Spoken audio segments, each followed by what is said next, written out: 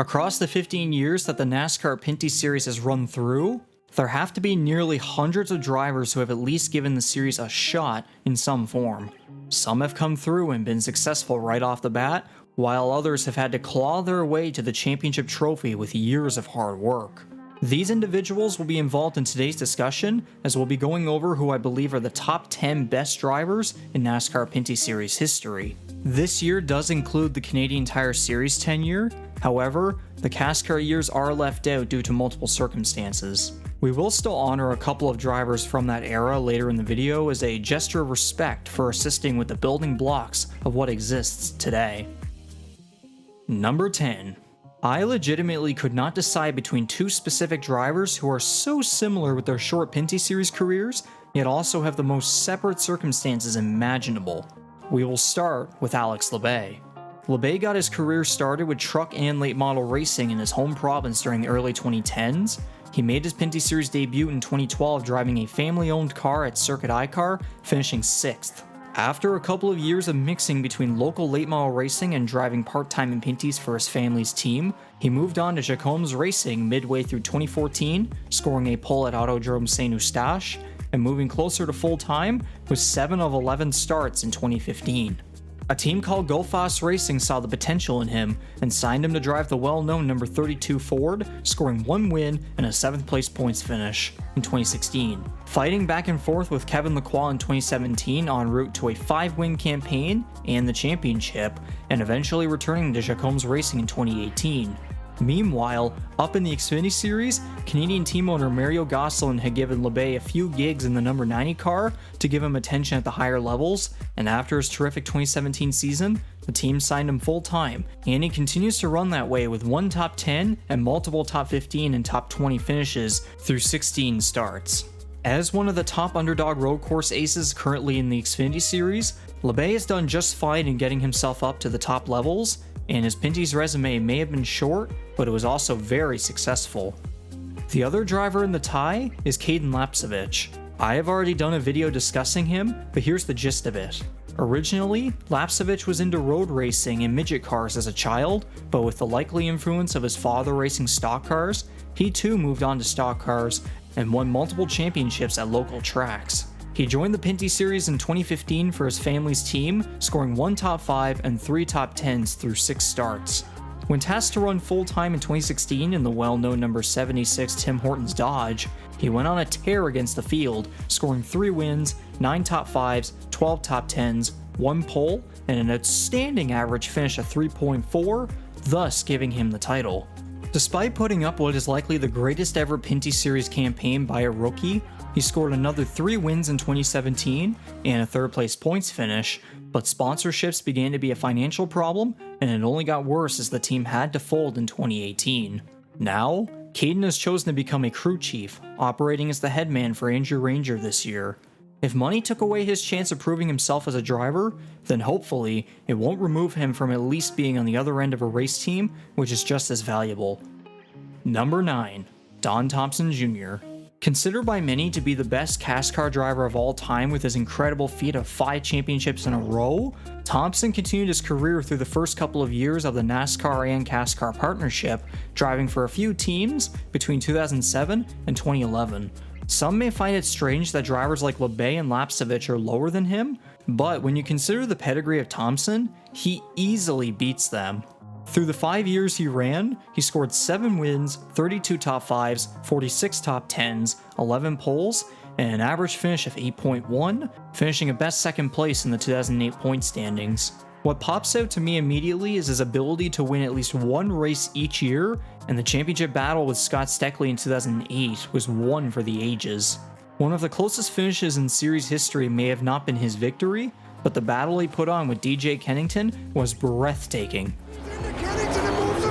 Side by side down the backstretch. Kennington will drop it to the bottom, try and get up underneath him on the corner. He gets into him. Now we're going to drag race off the Ford to the checker.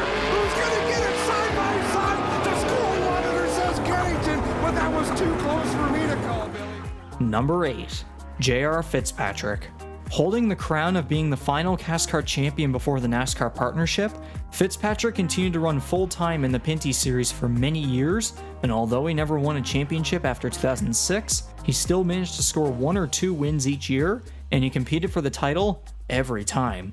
He finished runner-up in the standings 3 times, and it appears the main reason why is a lack of consistency. The wins would come and go, but drivers like DJ Kennington and LP Dumoulin were just far more dominant.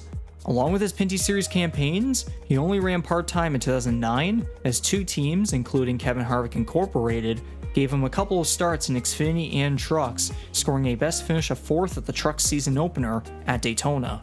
Fitzpatrick was also one of several road course aces throughout Circuit Gilles Villeneuve's tenure in NASCAR, and he always performed solid in those races. Number 7. Alex Tagliani. One of the best Canadian open-wheel drivers out there, Tagliani had a decent career during the early 2000s in kart and Champ Car, scoring a single win at Road America in 2004 and achieving a best points finish of 7th twice. When the NASCAR Pinty Series was born, he didn't jump to full-time for a couple of years as he had more important priorities in IndyCar. After moving on from full-time runs in IndyCar, he eventually became a full-time driver in Pintys and was great right off the bat. Between the years 2014 and 2021, Tagliani went to victory lane 9 times and always bounced around in the standings, finishing runner-up in 2018 and looking to be in the title hunt in 2019, but having to quit with 3 races remaining due to myocarditis. He was regarded as the title contender heading into the 3-race finale at Delaware in 2021, but 3 poor finishes led him to finish only 4th in the standings. As of right now, Tagliani has been running solid through 2022, and just recently, he scored his first win at Saskatoon. Maybe he'll finally achieve the crown he's been so desperately going for after this video. Number 6. Jason Hathaway. One of my personal favorites due to his well-known number 3 Chevrolet, Hathaway just barely made it into CASCAR with a full-time campaign during the organization's final year, scoring 1 top 5 and 7 top 10s. Throughout the first years of the Pintys era, Hathaway was more of a midfield driver that could sneak into the top 5 occasionally, but not consistently. The one stat I noticed him lacking a lot during those years is podium finishes. After 6 years with only 1 victory at Kawartha Speedway, he finally put up a successful season in 2013, scoring 2 wins and a 3rd place points finish. The momentum continued for the next 3 years as he scored a combined 6 wins and a best points finish of 2nd in 2015, falling short by 4 points to Scott Steckly. Hathaway made the decision to drop to part-time in 2017, and in 2018, he let another driver by the name of Cole Powell drive the number 3 car. He returned to full-time in 2019, racking up 2 wins and a 4th place points finish. In the short 2020 season, David beat Goliath, as Hathaway scored 3 wins, and finally, the championship. He hasn't raced since then, and Brett Taylor is now the driver of the number 3 car. Number 5. Getting into extremely rough territory now, I've chosen to start off with arguably the series' best driver to never win a championship, Kevin Lacroix. Looked at in a similar fashion to drivers such as Kyle Busch and Joey Logano in the Cup Series, Lacroix isn't the most popular driver, but he is most certainly one of the most skilled, especially on the road courses. He originally raced go-karts and open-wheel cars through the mid to late 2000s, eventually transitioning into stock cars, with 6 Pinty Series starts in 2015. Surprisingly, in just his first 4 starts, he had 2 wins, both mightily impressive. Strangely enough, or maybe ironically to some, the races he didn't win were all finishes outside the top 15. As soon as he went full-time, he immediately became a championship contender. In 2016, he had nothing for rookie Caden Lapcevich nor veteran Andrew Ranger, while in 2017, had it not been for Alex Labbe, especially at Riverside, Lacroix would have had the title trophy far into the distance. Who knows if that Riverside finish had stayed in Lacroix's favor. The bad luck remained in 2018 through 2020, and 2021 just had to be even worse, as he couldn't for the love of God stay consistent. Here's to hoping that the current 2022 season continues to remain positive, as Lacroix has 2 wins, and I personally have him as the champion. Number 4. LP Dumoulin. Another driver on this list that started their career as a road racer, Dumoulin made his transition as the 2010s rolled around, partnering with former hockey player Marc-Andre Bergeron in the Pinty Series. 5 starts between 2009 and 2010 weren't really eye-catching, but things got better in 2011, and 2012 was the beginning of Dumoulin's long and still present stock car career. He claimed his first wins in 2013, and a very consistent 2014 campaign led him to his first career title. A few years went on without any wins, but the consistency remained, and another championship crown was handed to him in 2018 as he scored 3 wins and not a single finish below 10th except for once. A third title reign came along just recently in 2021, and I would have to say, that was his most odd one of them all, as he really wasn't a part of the headlines until the Delaware races. Considering the parity of the drivers in the current 2022 season, Dumoulin may start to have trouble going for a 4th title, especially within the next couple of years, but with many races still remaining, there's still plenty of time for him to get his defending champion Pace back on track. Number 3, Andrew Ranger. Probably the most successful driver based on stats and years run put together, Ranger could even be considered the best, but there are just some things that just barely squeeze him down. With open wheel experience from Champ Car in 2005 and 2006, he was by far the best driver during the late 2000s part of the Pinty Series time, as between 2007 and 2009, he amassed 9 wins and 37 starts and claimed the title twice. Between 2010 and 2013, he only ran full-time once, as he had collected opportunities at NASCAR's top levels, including the 2011 Watkins Glen Cup race with Fas Racing.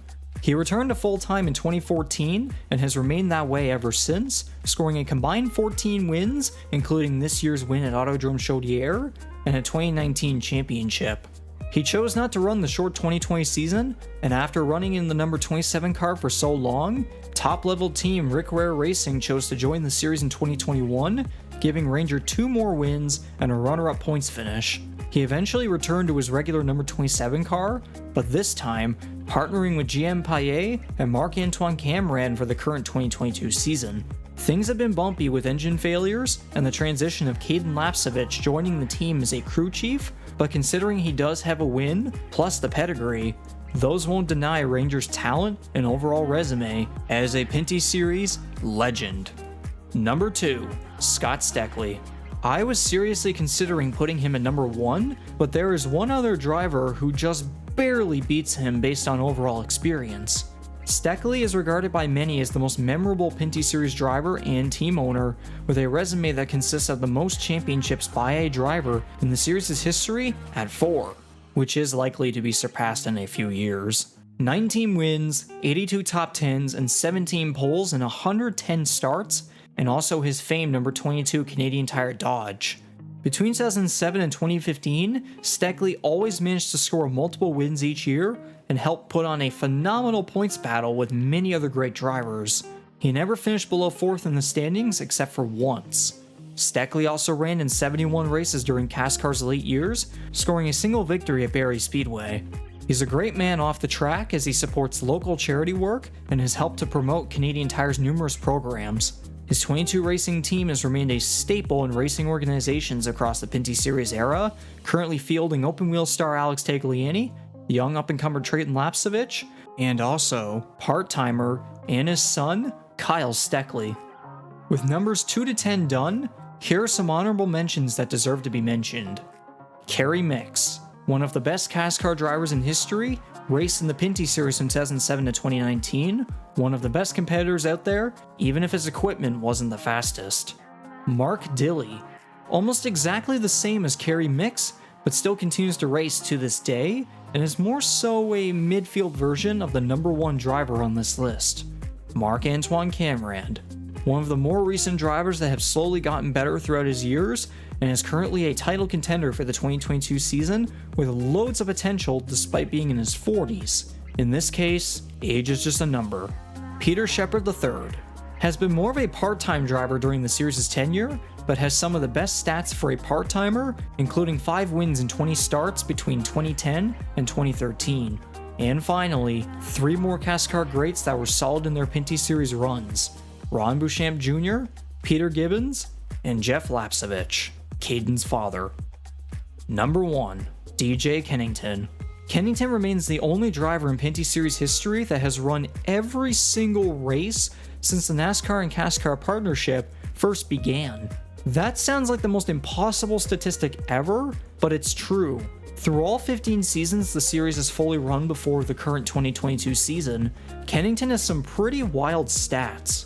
In 176 of those starts, he got 23 wins, 104 top 5s, 150 top 10s, 15 poles, 3,499 laps led, an average finish of 5.9, and 2 championships. Yeah, as crazy as those numbers are, Kennington's titles were in 2010 and 2012, and ever since, he hasn't gotten another one. You would think he'd have to have maybe 4 or 5 championships, but the man has simply been beaten by other drivers who managed to be more consistent or score more wins. That doesn't mean he has stopped being competitive though. What separates him from the rest, even Scott Steckly, is the fact that he's been competitive every single year, even when he hasn't won a race. To do that for 15 straight full-time seasons, along with the current 16th being 2022, is legendary. The dude literally won 5 races in a row during the 2012 season, which is a record that'll likely never be beaten ever again. Hell, Kennington has a combined 79 starts at the top 3 levels of NASCAR, with 2 Daytona 500 starts for Gaunt Brothers Racing, and a combined 43 starts between 2007 and 2009 in the Xfinity Series. To be able to combine the latter and running full-time in Pintys, Kennington's dedication and commitment to racing on both ends of the border is something that must be praised. His continuous partnership with Pinty Series sponsor CASCAR, which has lasted over 30 years, along with being a tough mentor and representative of Canadian racing, will forever remain in the history books, and in my opinion, all of what was said is why I believe Kennington deserves number 1 on this list. Anyways, my name is Riegser, subscribe, click the notification bell, hit the like button, and thank you for watching. Have a good one.